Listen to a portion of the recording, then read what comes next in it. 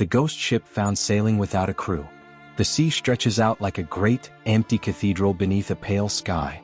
Waves lap gently against the wooden hull of an abandoned vessel as it drifts in solemn silence. There are no cries of sailors, no footsteps on the decks, only the mournful creak of timbers and the whisper of wind in half-furled sails. In this eerie calm, one can almost feel the ghosts of the missing crew, their presence haunting every rope and rivet of the ship. A once purposeful voyage has become a wandering enigma, a ghost ship gliding aimlessly over the endless blue, found sailing without a crew. On a brisk day in early December 1872, the helmsman of the British brig Dei Grazia peered across the Atlantic waves and spotted something uncanny, a ship on the horizon behaving strangely. The vessel ahead was the American brigantine Mary Celeste, and it appeared to be drifting aimlessly, her sails in disarray. Captain David Morehouse of the Dei Grazia drew closer, puzzled that this ship was off course and unresponsive to signals. As the distance closed, an unsettling realization dawned. No one was at the wheel or on deck. The Mary Celeste sailed on without a soul in sight, like a phantom preserved in motion. Approaching with caution, Morehouse hailed the wayward brigantine. No reply came from the silent decks. The Mary Celeste sails fluttered in the wind, some torn and blowing free, but the ship did not alter course. With mounting dread, Morehouse assembled a boarding party. First Mate Oliver DeVoe and a small crew rowed over, grappling hooks clanking as they clambered aboard the eerily quiet ship. What they found would etch itself into maritime legend. Not a single person was on board. The ship was utterly deserted yet very much intact. A sense of abandonment hung in the air, as if the crew had only moments ago stepped away and might return at any second, but they never did. Below decks, the boarding party moved slowly through dim companionways, calling out greetings that vanished into the stillness. Charts and papers lay scattered about the captain's cabin, as if hastily or carelessly tossed. The cabin doors hung open, lanterns swung gently with the ship's motion. In the galley, utensils and dishes remained in place. There were no signs of a riot or struggle. The men exchanged uneasy glances as they descended into the hold, their footsteps echoing. There they discovered 3.5 feet of water sloshing in the bilges, enough to soak cargo but not enough to threaten the ship's integrity. The cargo itself, 1,701 barrels of industrial alcohol, was largely intact and accounted for. In fact, the Mary Celeste was still amply provisioned with food and water, plenty to sustain her crew for 6 months. It was as if everyone on board had vanished into thin air. The only clues were subtle but telling.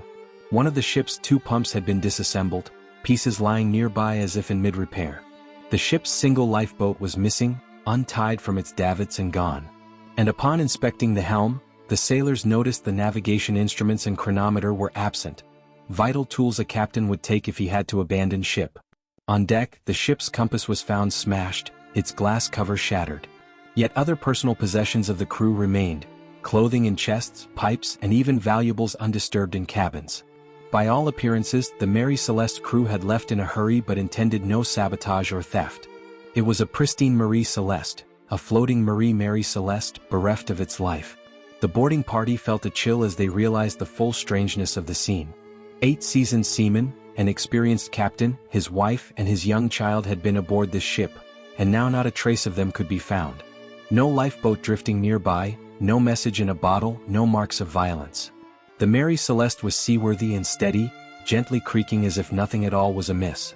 DeVoe later reported that the ship felt haunted in its stillness. With somber resolve, the Dei Grazia crew split up, half to man their own brig and half to sail the Mary Celeste to port, lest this fine vessel also be lost to the abyss. Unbeknownst to them, they had just entered one of history's deepest maritime mysteries. The ghost ship would carry its enigma to shore, but the fate of its people would remain lost at sea. An 1861 painting of the brigantine Mary Celeste, then known as Amazon, under sail. To understand how the Mary Celeste came to be a ghost ship, we must journey back to the start of her ill-fated voyage. The Mary Celeste began life humbly, built in 1861 in the maritime province of Nova Scotia, Canada, and originally christened Amazon. She was a 2-masted brigantine crafted for durability and speed, 30 meters long and about 198 tons, with a broad beam to carry ample cargo. In her early years, the Amazon traded across the Atlantic, traversing to the West Indies, England, and the Mediterranean without major incident. There were whispers of bad luck. Her first captain fell ill and died suddenly on her maiden voyage, and a collision in the English Channel sank another ship. By 1867, the Amazon had run aground in a storm off Cape Breton Island and was abandoned as a wreck. Yet even a wreck can have a second life. The battered hull was salvaged, sold and refit. In 1868, an American owner rechristened her the Mary Celeste, hoping for better fortune under a new name. 4 years later, in autumn of 1872, the Mary Celeste lay anchored in New York Harbor, freshly overhauled after a $10,000 refit that added a second deck and extended her length to 103 feet. She was in beautiful trim, according to her new captain, Benjamin Spooner Briggs, a man of proud New England seafaring heritage. Captain Briggs was a devout Christian, teetotaler, and seasoned mariner who had spent decades at sea. At 37, he was looking to make a profitable voyage and then perhaps retire from the wandering life of a sailor. In fact, Briggs and his brother had contemplated leaving the sea to start a business ashore, but he ultimately invested his savings to purchase a share of the Mary Celeste and take command. This voyage was to be the Mary Celeste's first outing under Briggs's command, and he took special steps to prepare for it. He even had the ship's living quarters remodeled to comfortably accommodate his family, for he intended to bring them along. On a crisp November day, the Mary Celeste was loaded at Pier 50 on the East River. Her manifest listed denatured alcohol, 1,701 barrels of toxic, undrinkable ethanol destined for Genoa, Italy. Such industrial alcohol would be used in factories for perfume, solvents and other goods, not for imbibing. To discourage any temptation, it had been purposefully adulterated to make it poisonous and foul-tasting. Stevedores labored to secure the heavy barrels in the hold, while on deck Briggs supervised every detail. By all accounts, he was meticulous and safety-conscious. He made sure the cargo was stowed correctly and the hatches sealed tight. The crew gathered was small but carefully chosen. Briggs hired 7 experienced sailors, a lean complement enabled by the efficient rig of the brigantine.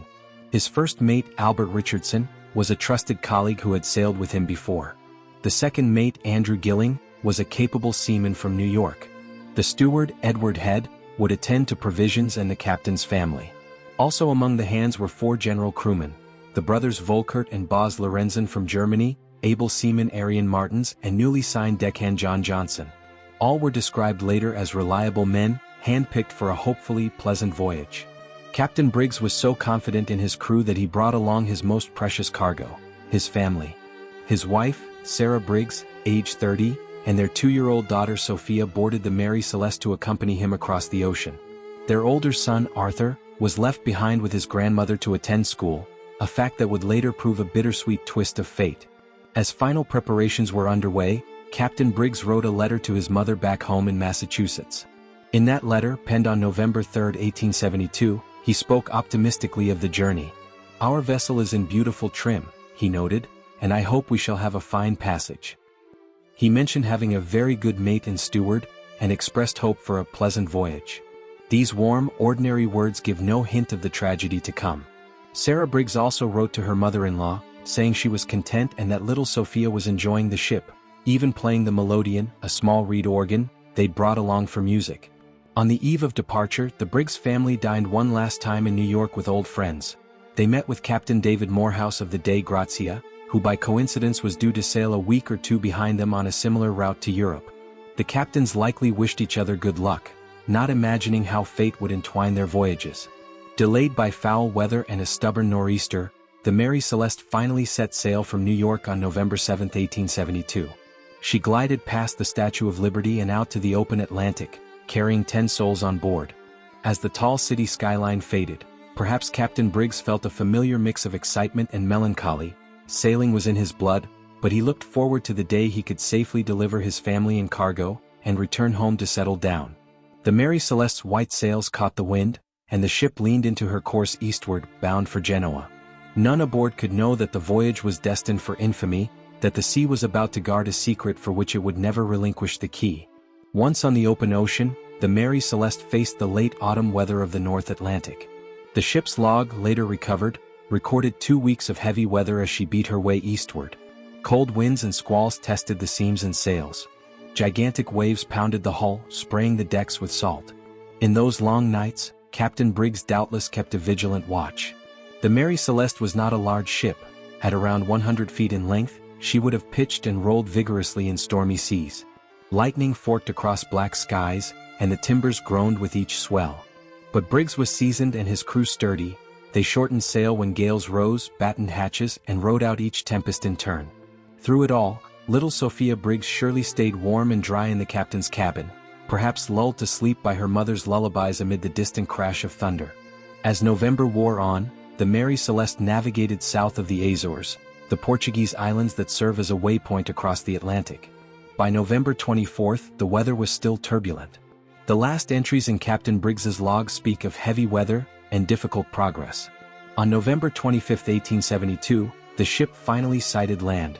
Santa Maria, the southernmost island of the Azores, came into view at last. One can imagine the relief on board.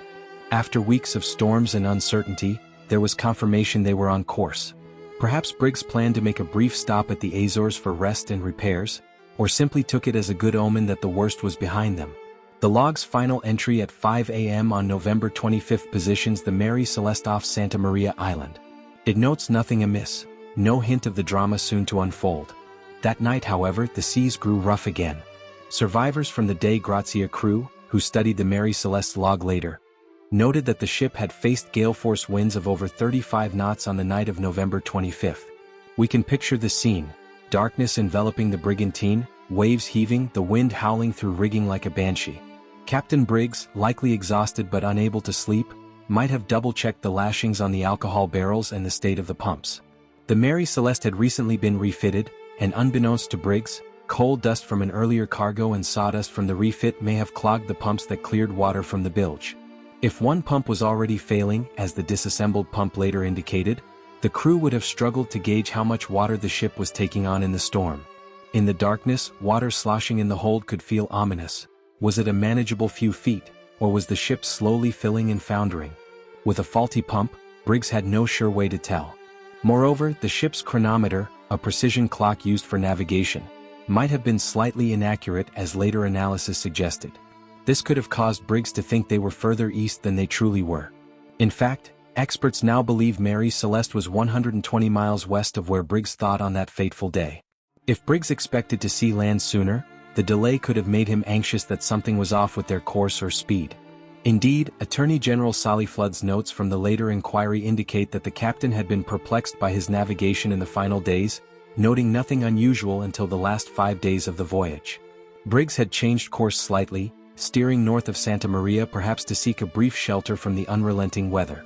All these factors, the rough seas, a possibly malfunctioning pump, uncertainty about their exact position, and fatigue from continuous storms, were converging into a critical moment of decision for the captain. In the pre-dawn hours of November 25, as the Mary Celeste battled the elements, one imagines Captain Briggs taking a hard look at his ship and family. Rain stung the deck, the vessel tossed, and maybe, just maybe, fumes from the alcohol cargo were seeping up. 9 barrels were later found empty, likely having leaked their volatile contents. Though the main hatch was found secured, meaning no obvious explosion had happened, the mere smell of alcohol vapors and the memory of lamp oil explosions might have put the crew on edge. Was there a fear that the cargo could combust? If some of the 1,701 barrels were red oak, a wood prone to leaking, fumes could have accumulated. A panicked sailor might have even imagined a flash of vapor igniting, a false explosion that left no burn marks but scared everyone senseless. What if, we can only speculate, a sudden event in the night convinced Briggs his ship was in imminent danger? In the pre-dawn hours of November 25, as the Mary Celeste battled the elements, one imagines Captain Briggs taking a hard look at his ship and family. Rain stung the deck, the vessel tossed, and maybe, just maybe, fumes from the alcohol cargo were seeping up. 9 barrels were later found empty, likely having leaked their volatile contents. Though the main hatch was found secured, meaning no obvious explosion had happened, the mere smell of alcohol vapors and the memory of lamp oil explosions might have put the crew on edge.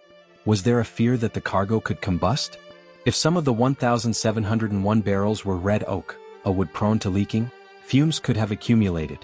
A panicked sailor might have even imagined a flash of vapor igniting, a false explosion that left no burn marks but scared everyone senseless.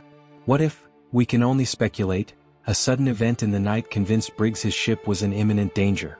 Perhaps a rogue wave crashed over the bow, or a waterspout, a tornadic column of water, appeared, slamming the vessel briefly. The Mary Celeste might have lurched violently, items below flying off shelves, explaining the tossed charts. In such a moment, with Santa Maria's rocky shores not far, Captain Briggs may have made the most agonizing decision of his life, to abandon ship while they still had a chance. It was the last thing any captain would ever do. Ships are safer than tiny boats on open ocean. But under certain peril, a captain might order it as a desperate measure. If Briggs truly believed the Mary Celeste was about to sink or explode, his duty to save his family and crew would override all else. And so, in the chaotic dawn light of November 25, 1872, the order might have been given: launch the lifeboat. We can envision the crew hurriedly gathering essentials. Perhaps they took the chronometer and sextant to navigate and some bread and water. The skies were still stormy, the sea high, but the proximity of Santa Maria Island gave hope. Land was in sight just a few miles to the east. A lifeboat could reach it in a few hours if all went well. They unlashed the only lifeboat and lowered it to the tempestuous water. Sarah Briggs would have clutched baby Sophia tightly, climbing down into the bobbing boat. The 7 crew and Captain Briggs piled in, crammed and anxious, perhaps tethering the lifeboat to the Mary Celeste with a rope to keep contact. One can imagine Briggs's heart torn as he left his ship, his hard-earned command, praying he could return to it once the crisis passed. Then fate intervened cruelly. If they trailed behind on a line, a sudden gust or another wave could have snapped the tow rope, severing their lifeline to the still sailing ship. The Mary Celeste, now relieved of the weight of her crew and boat, sailed on without them, steadied by her sails and ballast. The lighter ship might even have surged ahead. The open boat, however, would have been at the mercy of the sea. Perhaps in the confusion, they hadn't managed to drop the ship's anchor to hold her. Or maybe Briggs thought they'd return soon, so he left the ship under shortened sail. Whatever the case, a loose or broken rope might have left the lifeboat behind as the Mary Celeste caught a fresh breeze and crept inexorably out of reach. One can picture the horror on Briggs's face as he sees his ship, his second home, gliding away unmanned, leaving them in a tiny rowboat on a heaving ocean. Did they try to row after it, shouting in vain over the wind? Did they attempt to reach Santa Maria Island, only to be capsized by waves or blown further out to sea? The details are lost to time. What we do know is that no one from the Mary Celeste was ever seen again. Their lifeboat and their remains vanished forever into the vast blue tomb of the Atlantic. When the Dei Grazia crew sailed the abandoned Mary Celeste into Gibraltar on December 13, 1872, the authorities were baffled and intrigued. An official inquiry was launched by the Vice Admiralty Court to investigate this derelict ship found wandering under sail. In Gibraltar's dry dock, inspectors combed through the Mary Celeste from bow to stern, documenting every clue. Their findings only deepened the mystery. Firstly, they confirmed that the ship was sound and seaworthy. The Mary Celeste had not been pummeled by a catastrophic event. Her hull was strong, masts upright, and there were no signs of a collision or grounding. Aside from the slightly torn sails and some water below, she was in good shape. In fact, Captain Morehouse and his men had comfortably sailed her those 800 miles to Gibraltar, indicating how capable the ship still was. Below, cargo inspections found that only 9 of the 1,701 alcohol barrels were empty, and those 9 were made of red oak, known to leak more easily. This suggested leakage rather than theft or usage. The presence of over 3 feet of water in the bilge was notable but not catastrophic, and likely the result of heavy seas entering through hatches or the deck during storms.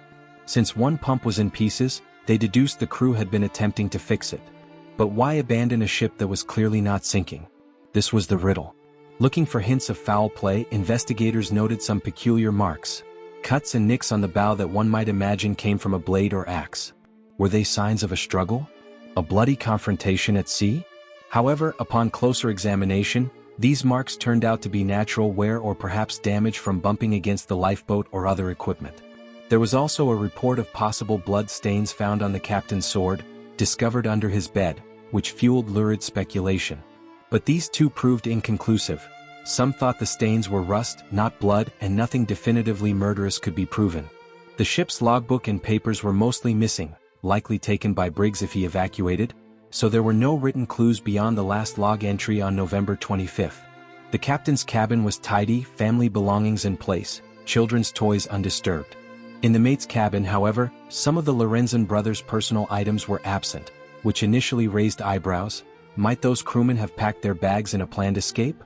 It later emerged the Lorenzens had lost their gear in a prior shipwreck that year, explaining the lack of belongings. One subtle clue came from the galley stove and cooking utensils. It appeared that no meal was in preparation, everything was stowed. If the abandonment had been sudden midday, one might expect half-prepared food or overturned pots. The clean galley suggested that whatever happened might have been in the morning hours, before cooking began, or that any departure was orderly enough to secure things. The 6-month supply of food and water was still there, untouched, contradicting any scenario of starvation or desperation. On deck, aside from the missing lifeboat and damaged compass, the rigging was mostly normal. One rope was found hanging over the side, frayed at the end. Some believe this was the remnant of a towing line for the lifeboat, snapped under stress, which if true tragically explains how the ship parted ways with her crew. That single, snapped rope whipping in the breeze was like a symbol of the fragile link that had broken between the Mary Celeste and her people. While the physical evidence provided tantalizing hints, it did not add up neatly.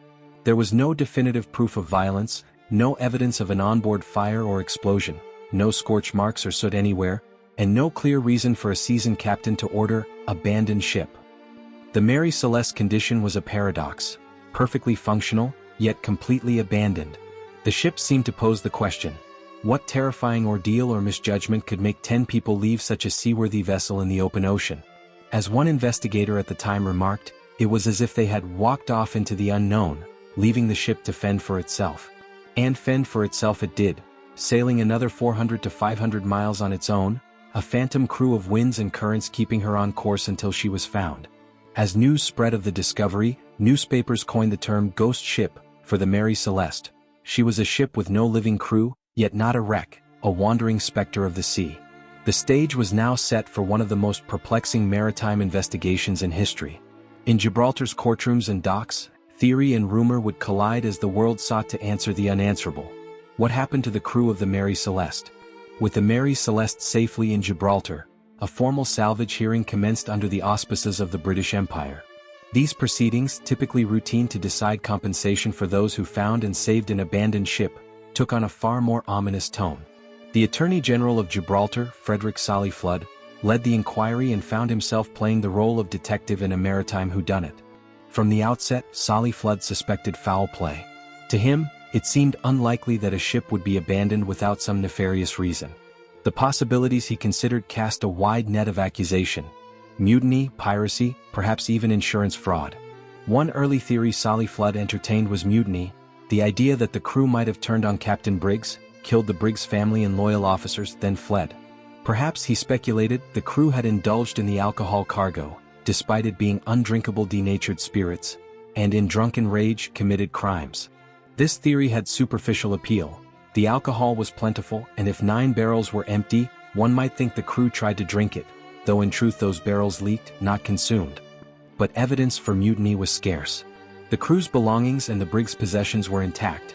Had there been violence, one might expect looting or at least rifling through valuables. There were no bloodstains, aside from the dubious marks on the sword, and no signs of struggle on board. Moreover, those who knew Captain Briggs and his men attested that Briggs was a strict teetotaler who wouldn't tolerate alcohol use, and the crew had no known history of trouble. Solly Flood pressed on, interviewing crew relatives and digging for any hint of discontent. Nothing conclusive surfaced. In truth, no member of the Mary Celeste crew had a clear motive to harm their captain or each other, and it would have been irrational to murder everyone and then abandon a perfectly good ship in the middle of the ocean without taking any of their own possessions or the cargo. If not mutiny, what about piracy? The seas of the 1870s were largely tamed in the Atlantic, but piracy had not vanished entirely. Solly Flood theorized that perhaps pirates or criminals had attacked the Mary Celeste, killing or kidnapping everyone and leaving the ship adrift. Yet this raised immediate questions. If pirates were responsible, why was nothing stolen? The cargo was intact, and valuables like jewelry and watches were left in crew cabins. Pirates typically plunder ships or ransom people. Here they would have to have taken only the people and a lifeboat, and bizarrely left behind a fortune in alcohol and the ship itself. It made little sense. The region where Mary Celeste was found, near the Azores, was not known for piracy at that time, though the North African Barbary pirates had been a menace in earlier centuries. No other nearby vessels reported encounters with pirates, nor were there stray survivors found that might have been cast off. The piracy idea quickly hit a dead end. Solly Flood's suspicions then took an unexpected turn toward the very men who brought the Mary Celeste to port. He pondered whether Captain Morehouse and the Dei Grazia crew might have had a hand in the mystery. Could the salvagers themselves be the villains? This line of thinking suggested that the Dei Gratia crew could have discovered the Mary Celeste, and finding her crew aboard, perhaps murdered them or forced them off, so they could claim the lucrative salvage reward. The court scrutinized Morehouse and his men heavily. Indeed, the salvage award, a payment for recovering the ship, might be large given the value of ship and cargo. Was it enough motive for murder on the high seas? 4 weeks, the hearings examined the Dei Gratia crew's accounts. Morehouse had been a friend of Briggs. Would he betray him for money? Testimony showed the Dei Gratia was a week or more behind Mary Celeste's departure. They had no known interactions prior. Morehouse's shock and genuine dismay on finding the Mary Celeste seemed convincing. If the Dei Gratia crew had slaughtered the others, they had done an immaculate job of leaving no evidence of blood or battle, which seemed unlikely. Furthermore, sailing 2 ships 800 miles to Gibraltar with such a small crew, some men on each ship, was a difficult task. Had they also committed murder and covered it up, it would have been an Herculean undertaking. The Gibraltar court did not find any concrete proof to indict Morehouse or his sailors. They came across as honest, hard-working men who encountered a mystery rather than caused one. Nonetheless, Solly Flood wasn't entirely satisfied. The lack of answers gnawed at him. Ultimately, the inquiry could not prove any wrongdoing. Officially, the case remained unsolved. But tellingly, when it came time to award salvage money to the Dei Gratia crew for their effort in bringing in the Mary Celeste, the court awarded them only 1/5 of the total value of ship and cargo. Typically, salvors might receive a much larger share, often half. This low award hinted that the authorities still harbored lingering suspicions that all was not wholly innocent. Solly Flood may have thought it unwise to richly reward men who possibly, in his view, had a hand in foul play, even if he couldn't prove it. The legal phase closed with more questions than answers. The Mary Celeste was released and soon sold to new owners, quietly slipping back into the ranks of merchant ships. But the tale of her ghostly voyage had already begun to spread, and public imagination would not let it rest. In the smoky pubs of London and the bustling docks of New York, sailors and landsmen alike debated what truly happened aboard the Mary Celeste.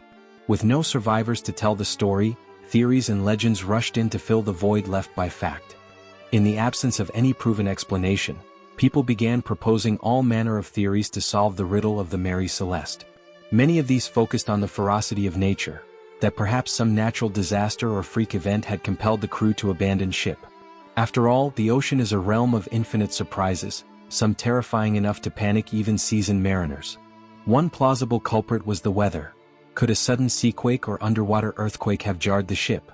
The Azores region is near tectonic fault lines, and a submarine quake could cause violent trembling of the sea without warning. If on the morning of November 25 the sea beneath Mary Celeste shuddered, tossing the ship erratically, a frightened crew might think they struck a reef or were about to be overwhelmed. However, a seaquake, while unsettling, typically would not alone prompt evacuation unless it caused a tsunami or waterspout. Waterspouts, essentially tornadoes over water, were another consideration. Imagine a column of swirling air and spray suddenly descending on a ship, roaring like a freight train. It could rip sails, flood the decks, and scare everyone senseless. A powerful waterspout might even suck up water from the sea and dump it onto a ship in a torrential bomb, making it seem like the ocean is literally rising up to swallow them. Some suggested a waterspout struck the Mary Celeste, explaining the water in the hold and perhaps damage to sails. If the decks were awash and the pump clogged, Briggs might have momentarily thought the ship was foundering. Yet typically once a waterspout passes, the danger abates. Would an experienced crew launch the lifeboat instead of pumping and bailing after the spout was gone? It's possible that in confusion they might, but sailors are generally taught that the ship is safer than a small boat unless the ship is truly sinking. Another notion was that Mary Celeste could have encountered a giant wave, what modern scientists call a rogue wave. These are unusually large waves that appear without warning and can tower over 10-story buildings. If one such wave crashed over Mary Celeste, it could have injured crew, swept someone overboard, or made the ship list heavily. A panicked response could ensue. But again, the ship survived and was stable when found.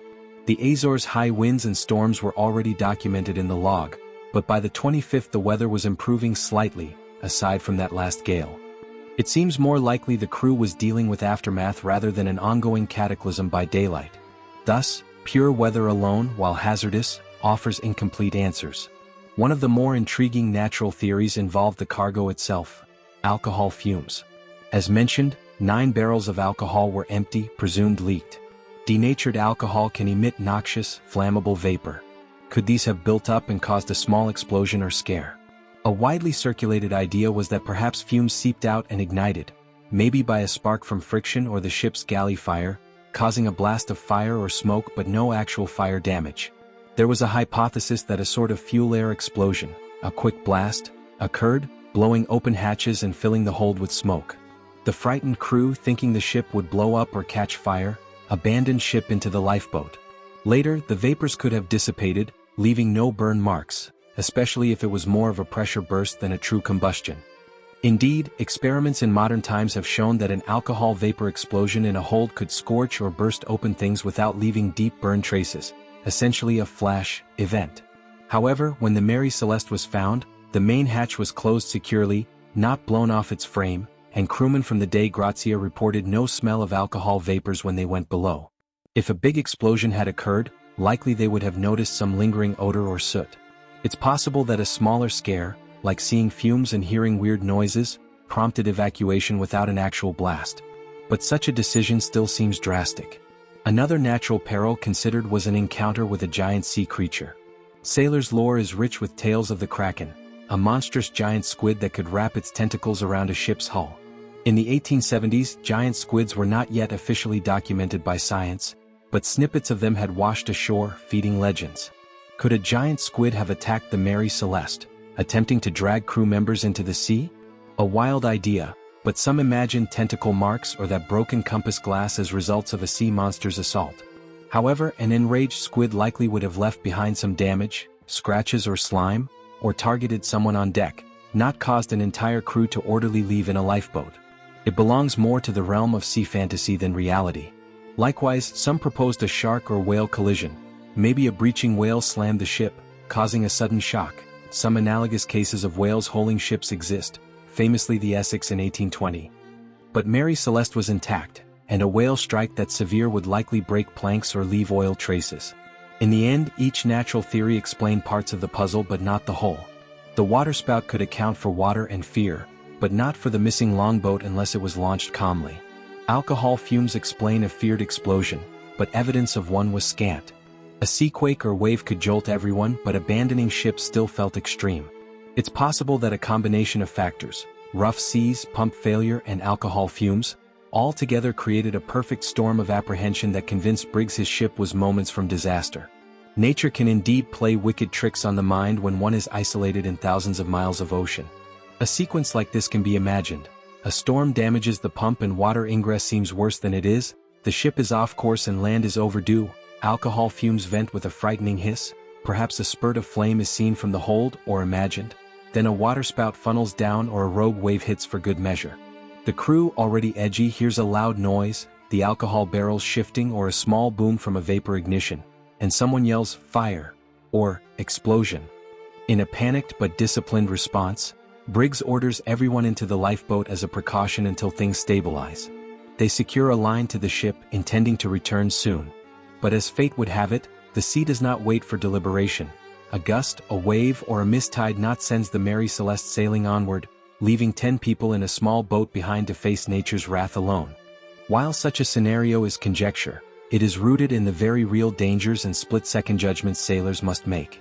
The Mary Celeste's empty decks thus may have been the end result of a cascade of natural events sparking human fear, the ocean's wrath provoking an overabundance of caution that turned deadly.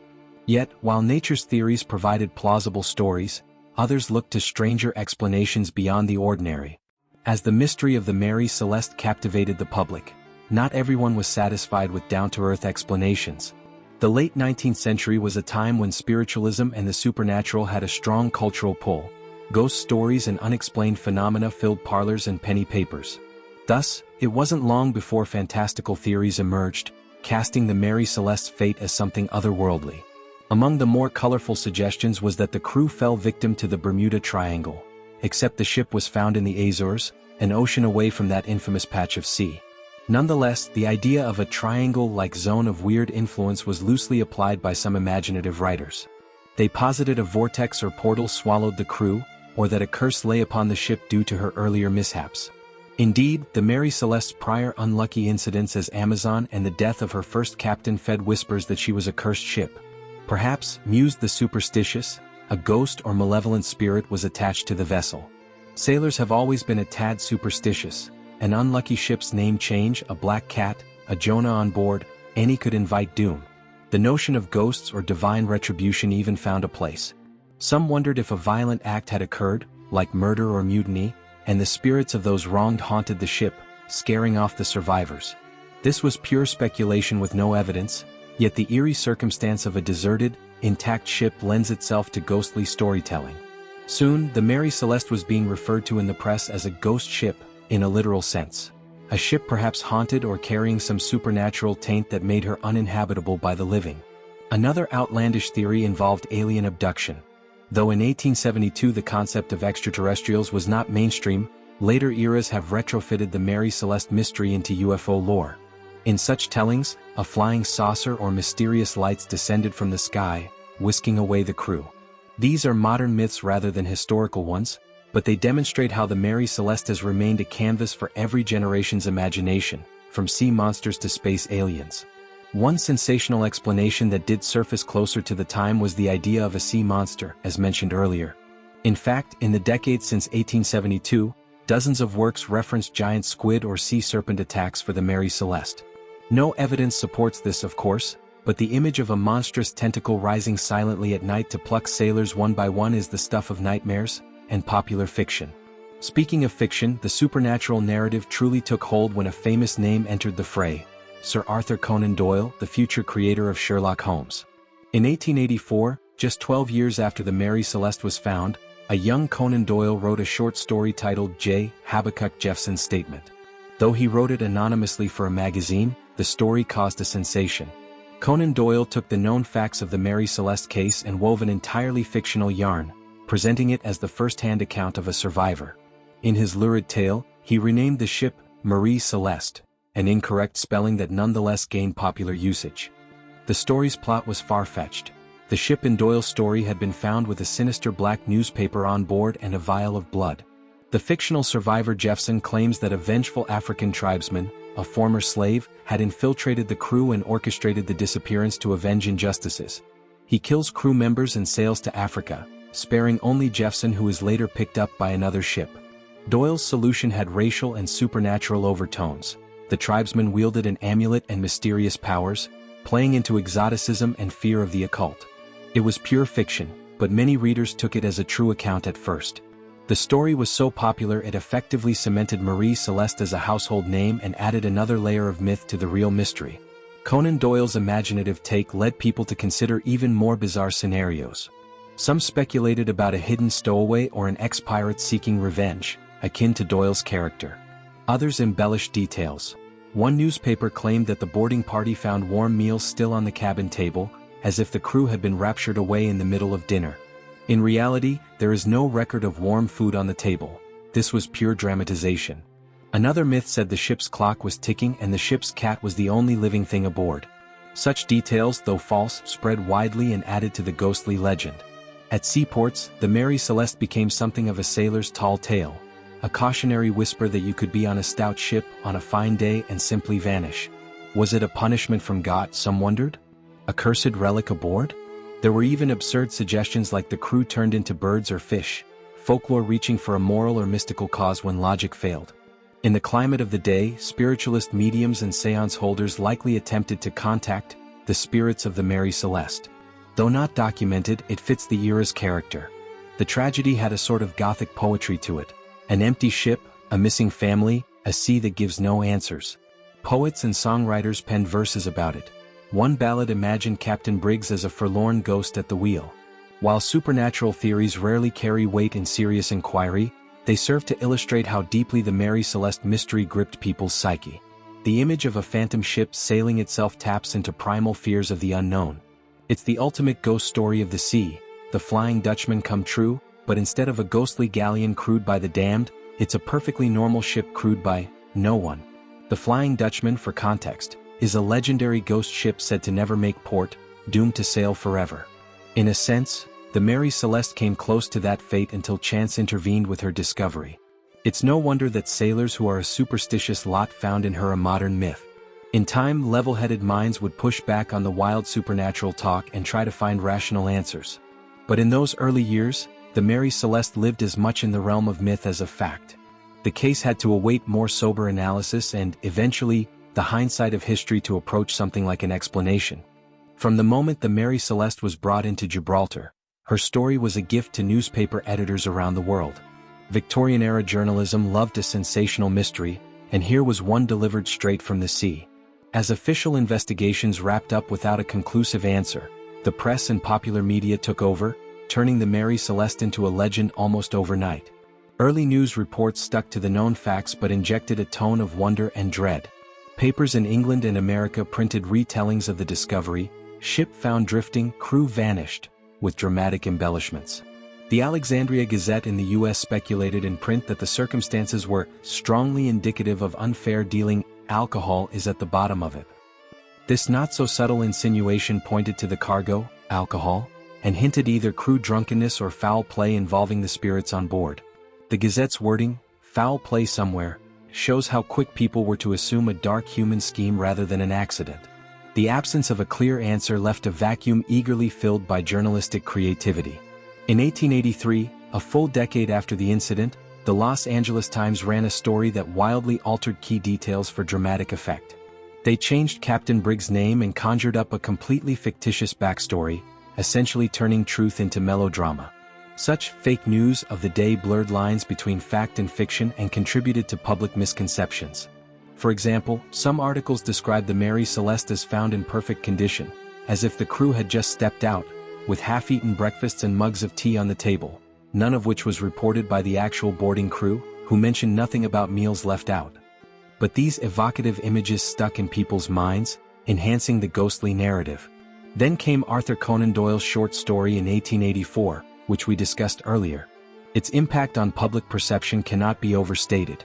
Published in a respected magazine, the Cornhill Magazine, many readers took it as a factual account at first glance due to its realistic diary format. Though eventually it was understood to be fiction, by then the idea of a Marie Celeste and a dramatic mystery murder had taken root. Doyle's story was even translated into several languages, spreading the legend internationally. The result? The Mary Celeste attained an almost mythical status, the details morphing with each retelling like a game of telephone. Even Attorney General Solly Flood years later couldn't resist writing his own summaries and musings about the case, as if unable to let the ghost rest. It seems the case exerted a kind of obsession on anyone who touched it. The Mary Celeste also sailed into popular culture. Stage plays were penned, using the mystery as inspiration for spooky sea tales. In 1935, a Hollywood film titled The Mystery of the Mary Celeste, also known as Phantom Ship, starred Bela Lugosi as a crazed crew member who commits homicide on board. The film took great liberties. Naturally, it depicted mutiny and murder as the cause of the abandonment. Such portrayals reinforced the notion that something sinister happened, even though there was zero evidence of violence. With each novel, story, or film, the Mary Celeste story gained new fictional layers. For the average person reading about it by the fireplace, the appeal was clear. It was a real-life unsolved mystery, something not just a writer's imagination. You could believe anything about it because no one could prove you wrong. Was it pirates? Possibly. A sea monster? Why not? Ghosts? Could be. This made the Mary Celeste a constant feature in strange but true anthologies and articles on the unexplained for over a century.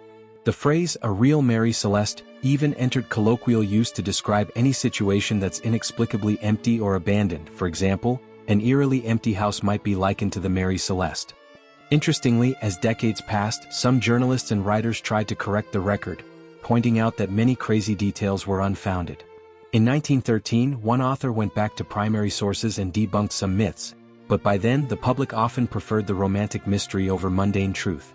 In 1924, the New York Times ran an article reviewing the case and its then-current theories, showing how it continued to captivate even 50 years on. The Mary Celeste also found its way into scholarly discussions about maritime law, insurance, and even psychology. How could otherwise rational sailors make what appeared to be an irrational choice to leave their ship? It became a cautionary tale in maritime academies. Stay with your ship unless it's truly sinking.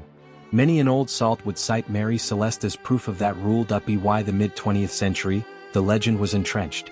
The rise of paranormal-focused radio and TV shows embraced the ghost ship story. It was featured in an episode of the TV series Beyond Belief and frequently in magazines like Fate. Each retelling might introduce a new twist. Perhaps someone claimed the ship was under full sail, she wasn't, only partial sails were set when found, or that a cat and canary were the only survivors, pure fiction.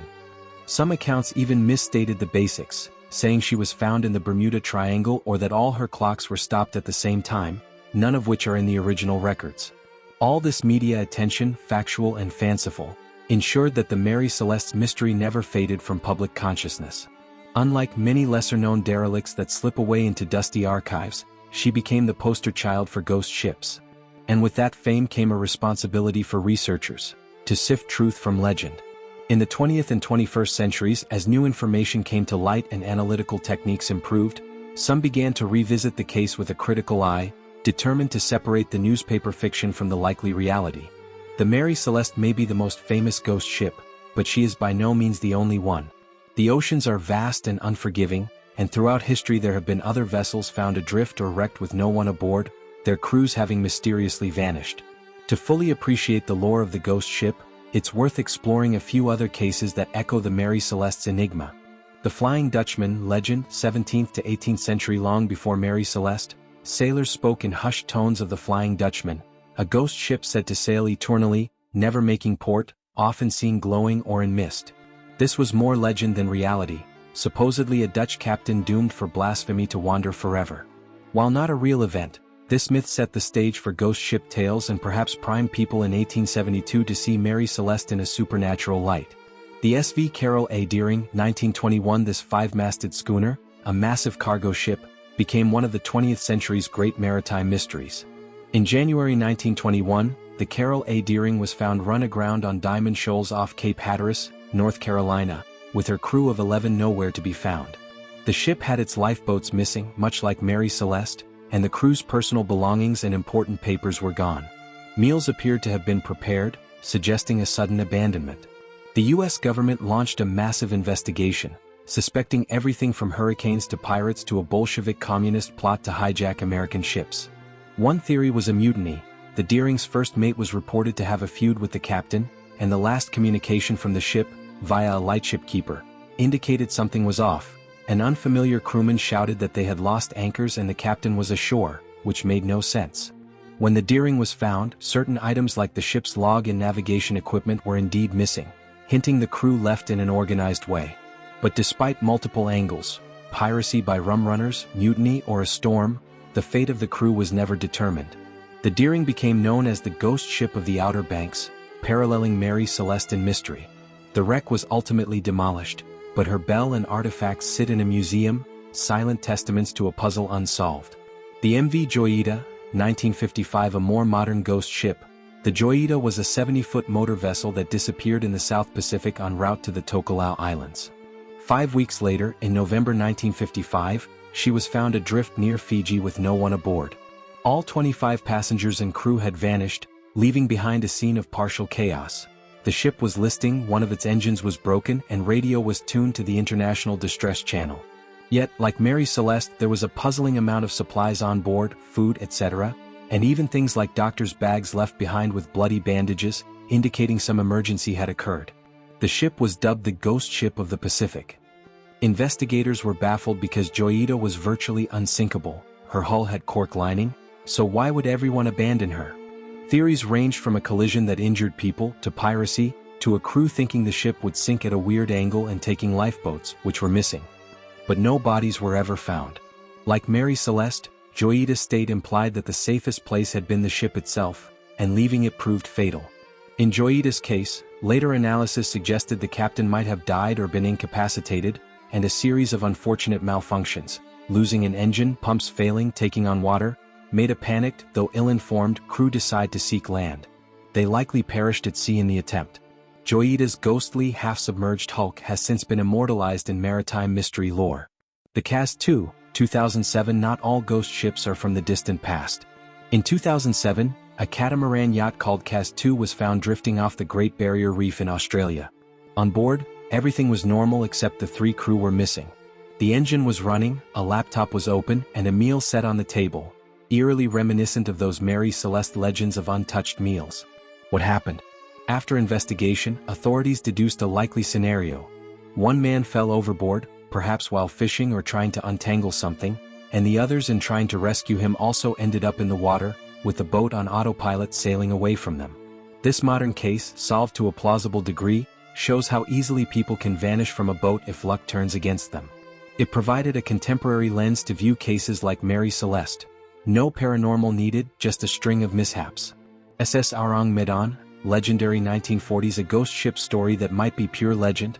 The Aurang Medan was a supposed Dutch freighter in the late 1940s. According to later accounts, it sent a distress signal. All officers including captain are dead, possibly whole crew dead. When rescue ships found it, they allegedly discovered the crew dead with terrified expressions, bodies sprawled as if they had seen unspeakable horror. As the story goes, before anything could be done, the ship caught fire and sank, taking the mystery with it. Though likely apocryphal, no official records of such a ship exist, it's often mentioned in ghost ship discussions.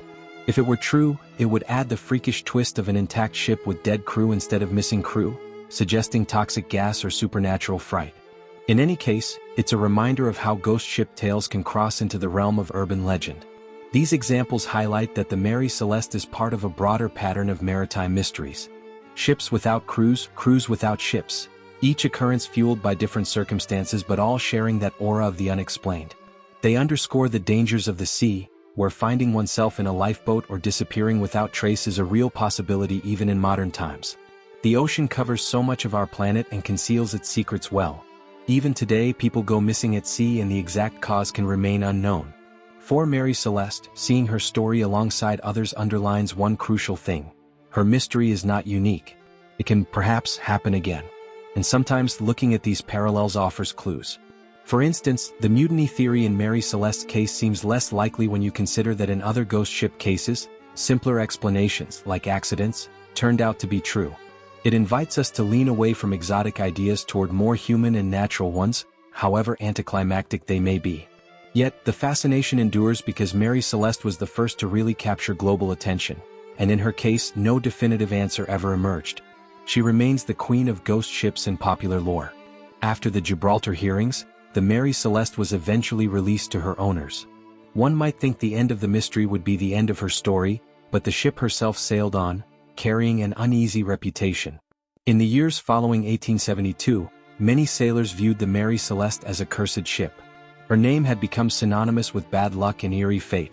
It was said that those who sailed on her felt a lingering presence or a sense of dread, though such stories may be exaggerated by hindsight. Despite the whispers, Mary Celeste re-entered commercial service. She changed hands several times, her ownership consortium reshuffling as often as her cargo. Yet profit seemed to elude her. Some captains reported unremarkable voyages, but others did not fare as well. For example, not long after the mystery, one of her new captains fell seriously ill at sea. Superstitious crewmen might have wondered if the ship was claiming another victim. Though the Mary Celeste never again experienced an abandonment, the very notoriety of her name made it difficult to find crews willing to sail on her. Mariners are a tight-knit community and sailors swapping tales at port would warn each other, "Steer clear of that one. She's the ghost ship." By the 1880s, the Mary Celeste was considered an unlucky vessel. Owners struggled to make insurance money off of her because charters were less forthcoming. In a twist of fate, the mystery that had made her famous also made her commercially toxic. In 1884, a newspaper joked that if Mary Celeste ever docked in a harbor, rats would be the only ones to board her willingly. Eventually, the ship ended up under the command of a man named Captain Gilman C. Parker. By 1885, Parker was in desperate straits financially. Perhaps seeing the Mary Celeste as more valuable dead than alive, he hatched a scheme to scuttle the ship deliberately for insurance money. On a voyage carrying a cargo purported to be scrap, actually largely worthless, Parker steered the Mary Celeste toward a remote reef off the coast of Haiti. On January 3, 1885, the once proud brigantine was run aground on Rochelois Reef. Parker had overestimated the amount he could claim and underestimated the consequences. The ship did not sink outright.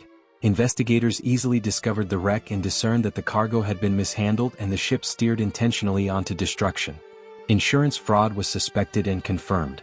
Captain Parker and some co-conspirators were put on trial in Boston. Though he escaped serious punishment on legal technicalities, Parker's reputation was destroyed and he died in disgrace within months, some say by suicide due to guilt and financial ruin. The Mary Celeste, ironically, had claimed yet another life in a sense.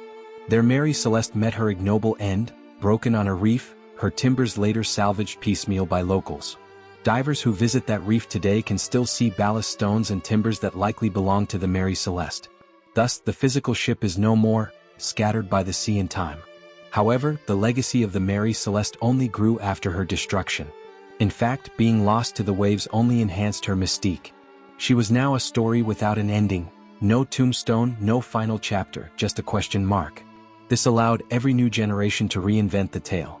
In literature, she inspired numerous works beyond Conan Doyle's. Authors like John Maxwell with Mary Celeste, an unsolved mystery from history, and others wrote novels. She appeared in comic books and even inspired a Doctor Who episode concept, where aliens were the culprits. Each retelling, whether serious or satirical, had to grapple with the curse of Mary Celeste, the notion that something beyond normal was at play. Sailors even gave a kind of wry salute to Mary Celeste in their jargon. When a crew showed up to find a ship unexpectedly deserted at port, maybe the crew had quit over wage disputes or all gone ashore drinking, they'd say, "We've got a Mary Celeste here." In World War II, an evacuated ship that had to be scuttled was dubbed a Mary Celeste by naval men, referencing the ghost ship concept. The very name became shorthand for mysterious abandon. Even academically, Mary Celeste features in discussions of psychology under stress. How fear and misperception can lead to decisions that, in hindsight, appear irrational. Her case is often cited in studies of groupthink and panic. 10 rational people collectively made a choice that sealed their doom. What pressures led to that? This question reaches beyond maritime lore into human behavior. The curse, if any, might simply be the fallibility of human judgment under duress. It's also worth noting that Mary Celeste had a human cost beyond those at sea, the families. The Briggs family that remained, little Arthur Briggs, who was left at home, grew up never knowing exactly what happened to his parents and sister. He became an adult and reportedly was haunted by the lack of closure. In a sense, Arthur was a living legacy of Mary Celeste, the boy who escaped the ship's fate by a quirk of chance, school commitments, only to carry the weight of that unanswered mystery. He went on to live his life, marrying and having children, but he and other relatives kept the memory alive. For them, the Mary Celeste was not just a ghost story, it was a heartbreaking personal tragedy. Occasionally, descendants of those lost at sea would gather or communicate, sharing any new theory or rumor as if hoping one day an answer might surface. The cursed legacy of the Mary Celeste, therefore, operates on several levels. The ship herself met a fated end that seemed fittingly tragic. Those connected to her, be it owners or crew families, often met misfortune or sorrow. And culturally, she carries the weight of a symbol, a warning, a riddle, and a ghost. Through it all, the Mary Celeste reminds us that some stories in history never fully close their books. They linger, generation after generation, a curse of curiosity perhaps, unable to be solved, unable to be forgotten. As time marched on into the 20th century and beyond, the Mary Celeste mystery continued to beckon investigators like a siren call. With each passing decade, new techniques in research and analysis offered fresh ways to examine old evidence.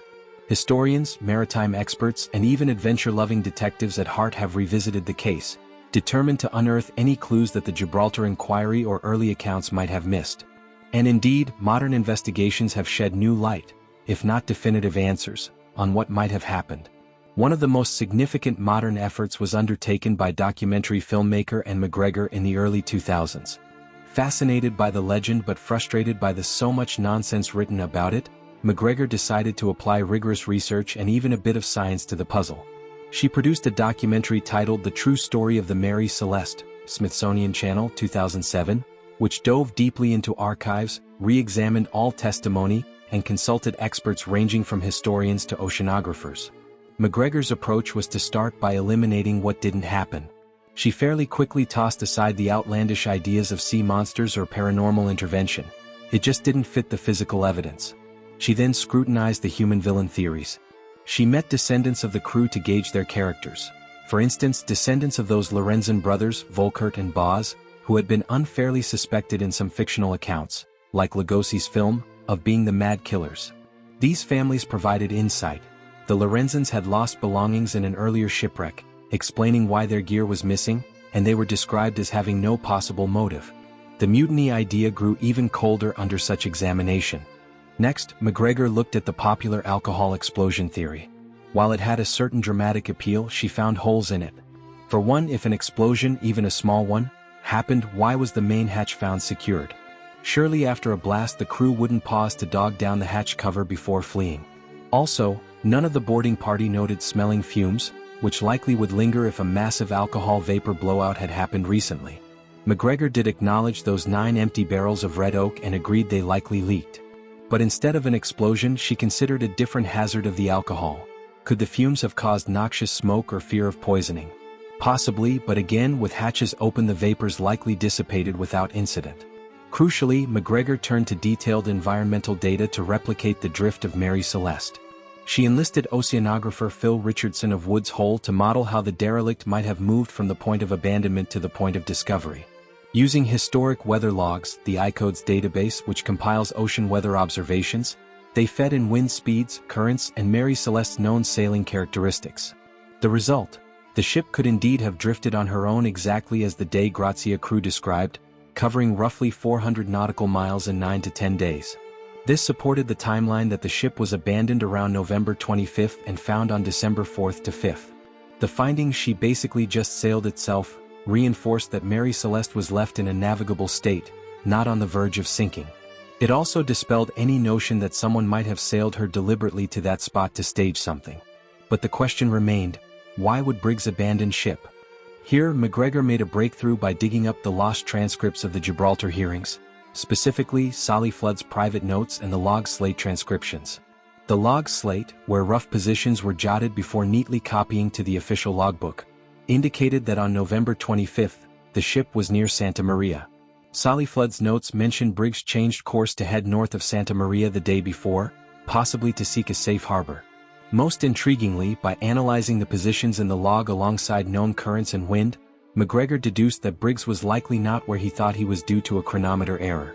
If Briggs believed they had already passed Santa Maria, when in fact they were behind schedule, he might have grown anxious when land didn't appear on time. Such an error could be around 120 miles off, which in an age of celestial navigation and imperfect timekeeping, is plausible. Now layer on the pump issue. McGregor found records that Mary Celeste had previously carried coal and undergone a major refit, meaning lots of debris could indeed clog pumps. When the pump was opened up by crew found disassembled, they likely discovered it wasn't working. The ship was fully loaded, so they couldn't easily measure water in the hold by sight. Cargo blocked the view. If after days of storm they found some water and a failing pump, Briggs may have feared they were steadily taking on water without ability to pump it out. In reality, only 3.5 feet of water were present, but he could have imagined far worse below decks, especially if the ship felt heavy or sluggish. Combining these factors, McGregor's scenario emerged. Briggs, a rational and prudent man, might have genuinely thought his ship was foundering on the morning of November 25. They see land Azores, tantalizingly close. If they can reach it by lifeboat, that's a better gamble than possibly sinking in deep water. The weather was still rough, wind force 6 to 7 that morning. Briggs gives the order to temporarily evacuate to the lifeboat, perhaps intending to tow behind until conditions calm. They take the navigational instruments and papers, hence missing, but leave much else behind, expecting to return.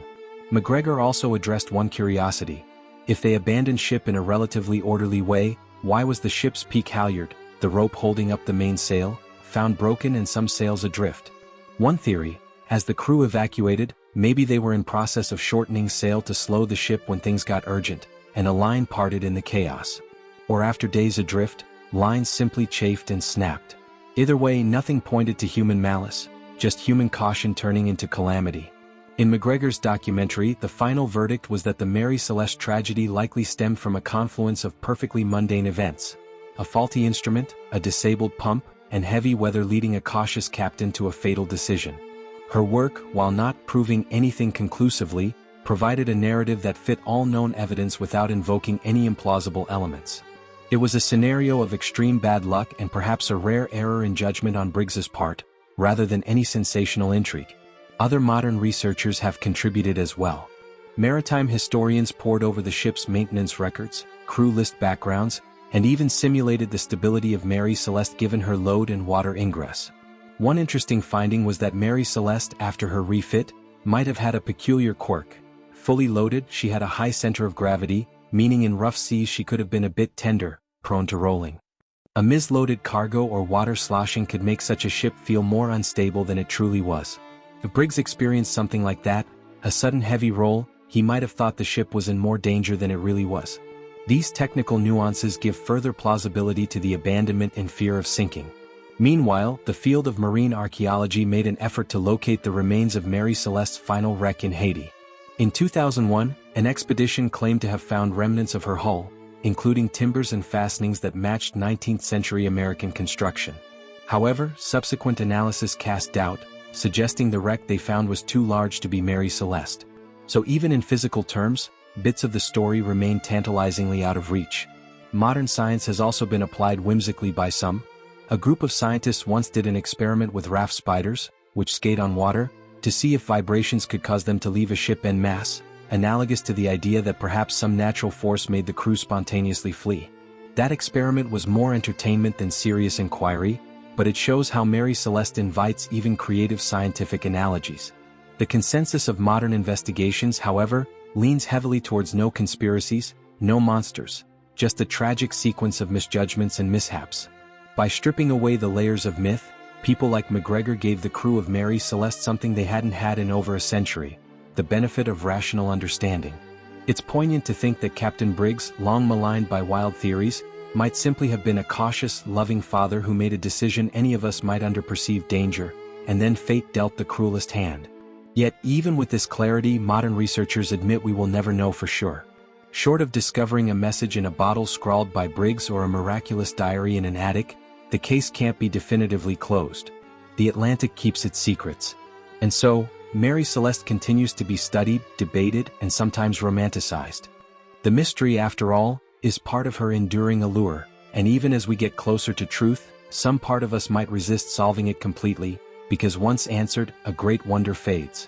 Over 150 years have passed since the Mary Celeste was found wandering the waves, but her story remains as stirring and enigmatic as ever. The tale of the ghost ship found sailing without a crew endures not because we expect to solve it, but because it touches something deeper in us. It stands at the intersection of history and myth, where fact meets the unknowable.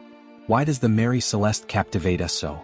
Perhaps because it confronts us with the ultimate fear of the mariner, and metaphorically, of all humankind being utterly lost and unanswered in the face of nature's vastness.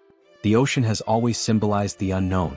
To see a sturdy ship, a microcosm of human life and endeavor, emptied of its people with no explanation, is to be reminded how small and fragile we are against the elements. The crew of the Mary Celeste vanished without a trace, leaving no goodbye, no record. In that void, we project our own questions about mortality and fate. The Mary Celeste also endures in popular culture because it's a mystery with nearly perfect ingredients. A picturesque ship, a family at sea, a dramatic discovery, an investigation with no result, and 100 theories swirling. Is the kind of puzzle that invites anyone to play detective. Readers and viewers can weigh the clues and pick the theory that best fits their imagination. Are you a skeptic? Then you lean toward the pump failure and chronometer error explanation. Are you a romantic? Perhaps you fancy the ghostly or mutiny stories. The mystery's openness is its longevity. In literature and arts, the Mary Celeste has become a poetic reference point. Poets have likened forlorn, empty places to a Mary Celeste adrift. Writers find in her a muse for crafting narratives about the unresolved. The very name invokes a mood, say Mary Celeste, and one immediately thinks of a drifting, lonesome vessel, sails flapping listlessly, crew eternally absent. Maritime museums and history books still feature the Mary Celeste prominently. Children learning about mysteries of the sea encounter her story and are as awestruck as readers were in 1873. There's a certain comfort in knowing that not everything has an answer. It leaves room for wonder. In an age where science can explain lightning and sonar can map the ocean floor, the Mary Celeste remains one of those few enigmas that science hasn't cracked entirely, a small sacred space for mystery. The families of those lost are long gone now too. No direct descendants remain waiting for news. In a sense, the Mary Celeste crew has passed fully into legend. They belong to the ages and to all of us who keep telling their story.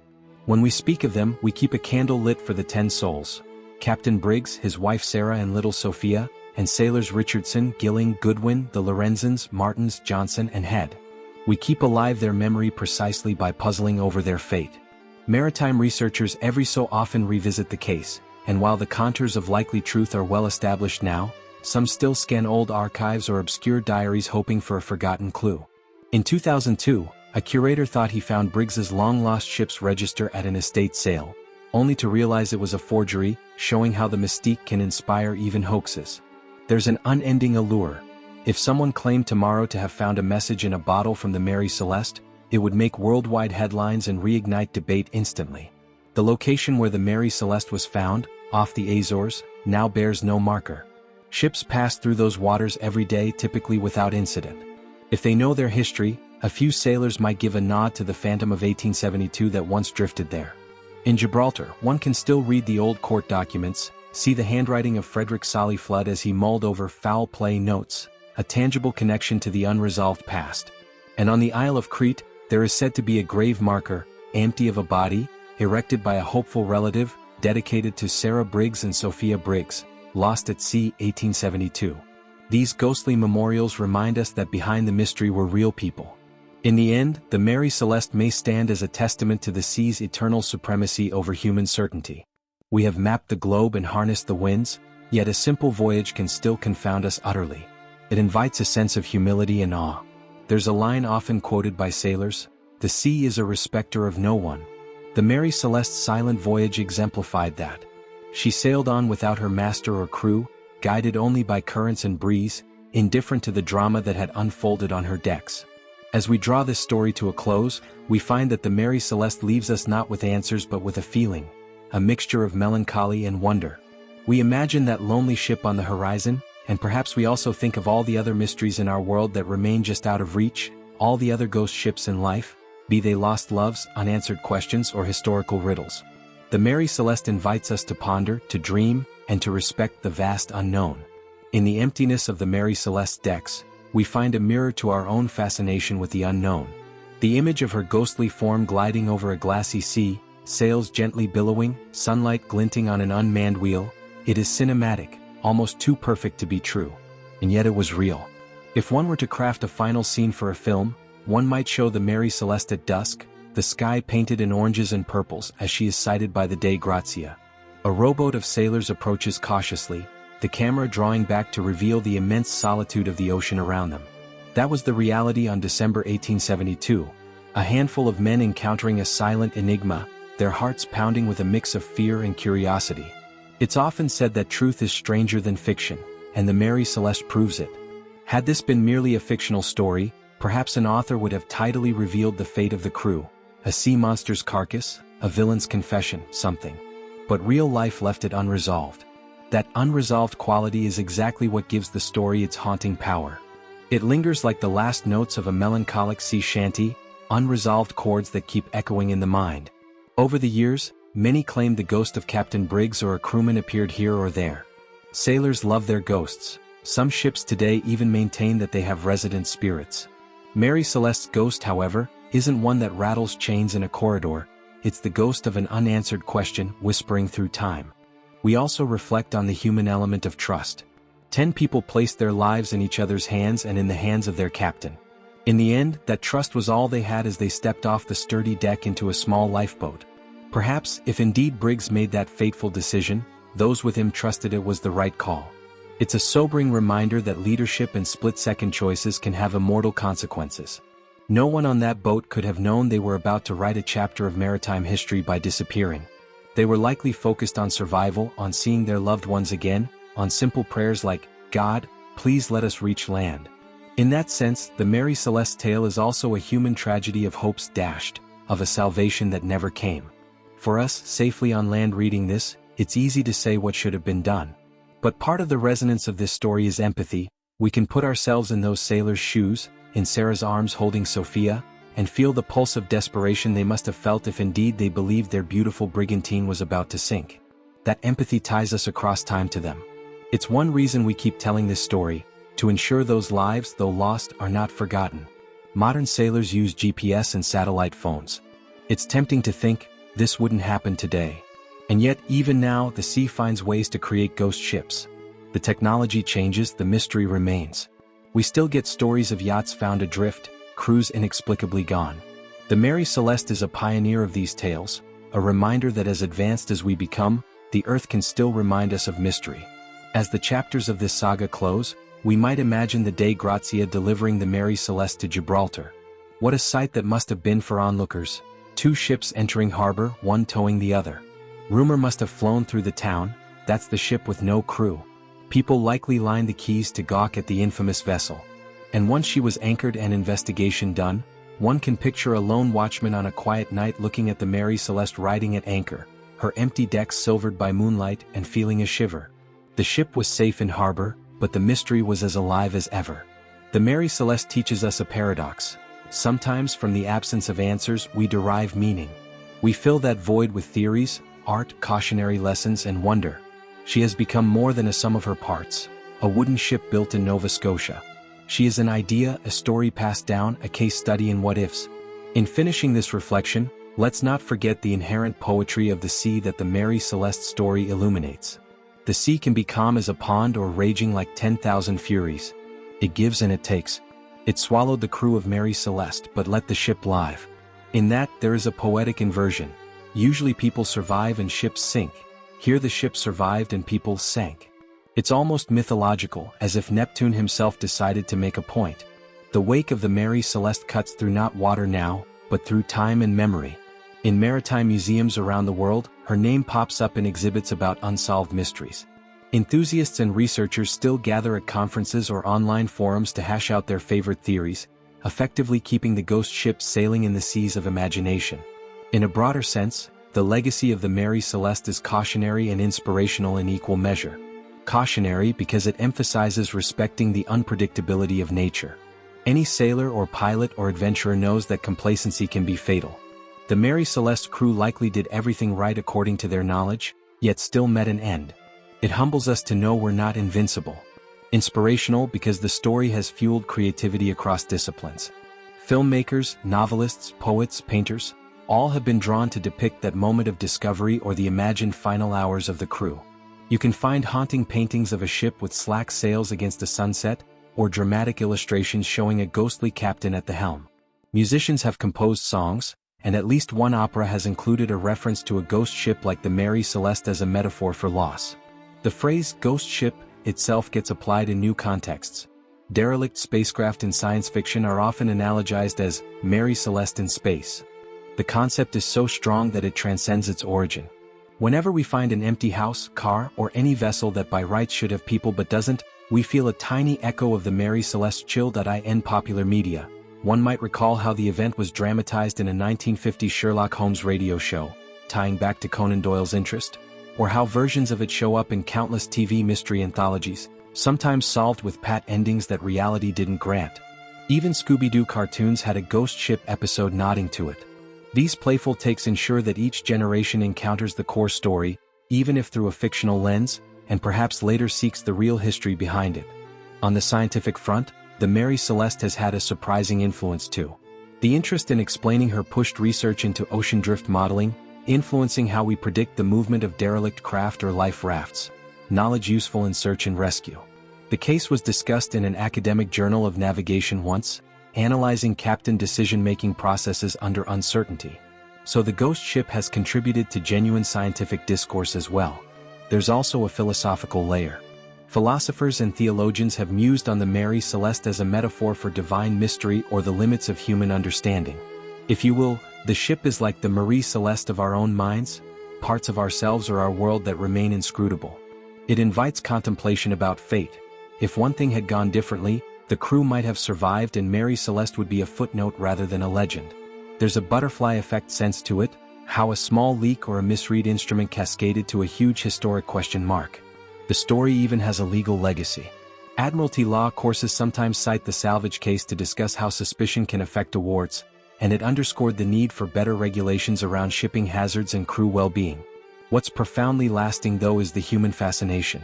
We often say we live in an age of cynicism where mysteries are quickly debunked. But the Mary Celeste stands as an antidote to that cynicism. There are things we don't know, likely we'll never know, and yet we keep searching. It's a puzzle with all the pieces on the table and still refusing to assemble into a clear picture. That itch of unsolved mystery is something fundamentally human. It's why we explore oceans, decode ancient scripts, and look at the stars. Mary Celeste is not the moon landing or a pharaoh's tomb, but in her smaller maritime way she ignites the same exploratory spark. Even the wreck of the Mary Celeste, battered on a Haitian reef, has a sort of poetic bookend to it. The sea took the people, and then 13 years later, it took the ship too, or at least ensured she'd never sail again. One wonders, when Captain Parker drove her onto that reef in 1885, whether in the back of his mind he felt a twinge that this ship was destined for misfortune. In destroying the Mary Celeste for money, he inadvertently added one more chapter to her dark saga, and in a sense, karmically paid the price. It's almost as if the ghost of the Mary Celeste wouldn't let itself be profited from so crassly. Parker's disgrace and death soon after has the ring of a cautionary tale. Don't meddle with cursed things or with fate. In sum, the wake of Mary Celeste's tale is long and does not dissipate. It reminds us that the sea does not give up all its secrets, and that some stories sail on forever in our collective consciousness. The ghost ship found sailing without a crew remains an undying enigma, a gentle reminder that even in an age of information, a 19th century mystery can still softly defy us, like a ship slipping beyond the horizon. The Mary Celeste has become more than a story of the sea. She's a canvas upon which we project our fears, our hopes, and our unending curiosity. In the final analysis, perhaps the precise truth of what happened matters less than the legacy of the mystery itself. Over a century and a half, this ghost ship has invited us into a kind of communion with the past. Each of us who hears the tale becomes, in a way, a crew member on that phantom brigantine, wondering, conjecturing, feeling the chill of uncertainty. We are right there on deck, hearing the wind whisper through the halyards, and asking the question that has echoed since 1872. Where did they all go? Imagine standing at the bow of the Mary Celeste on a serene afternoon, the sun glinting off a calm sea. The ship carries on with nobility, cutting through the water as gulls wheel above. But you stand there utterly alone, surrounded by emptiness. There is food in the galley, a warm indent on a bed where someone slept, a toy lying where a child left it. Life was here moments ago it seems, and now it's vanished into the very air. The ocean's endless expanse offers no answers, it merely sways and sighs. That is the enduring image of the Mary Celeste. Life interrupted, time standing still in an empty space. And so, the Mary Celeste sails forever in our imagination, a beacon of the unknown. Her story has no neat ending, and that is why it never ends. We return to it, like sailors to a familiar star, for it guides us into contemplations beyond the facts at hand. In a world that often insists every puzzle can be solved, the ghost ship gently argues otherwise. It tells us there is value in the asking, in the wondering, even if the answer forever eludes us. In parting, we might take a poetic view. The Mary Celeste crew did not die in vain, they achieved a kind of immortality. Their disappearance gave birth to a legend that has kept their memory alive far longer than had they simply completed a routine voyage to Genoa. In the annals of the sea, their names are spoken with a kind of reverence reserved for the most puzzling of martyrs to the deep. The ocean claimed them but gave in return a story that ensures they are remembered. Perhaps, somewhere in a gentle afterlife, the captain and his family and crew sail on calmer waters, together and at peace, unaware of the furor their vanishing caused. And here in our world, whenever we encounter a quiet moment of mystery, be it a deserted beach at dawn or an unexplained coincidence, we feel the spirit of the Mary Celeste, reminding us that not everything is meant to be known. In the logbook of human history, some pages will always remain blank, save for the salt of tears and the ink of endless speculation. The Mary Celeste is one such page, drifting forever between fact and folklore, inviting us to ponder the deep and chart our own course through the unknown. Poetic epilogue. The sea rolled on, indifferent and eternal, long after the Mary Celeste's white sails had disappeared into the horizon of mystery. In that vast blue solitude, perhaps the truth lies sleeping in the heart of a wave or the whisper of the wind. We close our tale with the vision of a silent ship on a lonely ocean, a ghostly silhouette against the twilight, reminding us that some riddles voyage onward, forever unmoored, and that the real wonder is found not just in the answers we seek, but in the questions that set us adrift in awe.